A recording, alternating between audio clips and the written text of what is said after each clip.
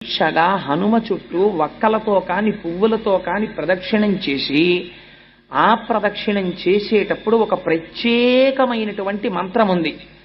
ఆంజనేయం మహావీరం అని స్వామిని పిలవాలి. ప్రతి ప్రదక్షిణానికి కూడా ధ్వజస్తంభం దగ్గరకు కాని రాజద్వారం దగ్గరికి కాని వచ్చేటప్పటికి ఆగి స్వామి వైపుకి తిరిగి ఒక్కసారి స్వామిని ఆనామంతో పిలవాలి. ఆంజనేయం మహావీరం బ్రహ్మ విష్ణు శివాత్మకం.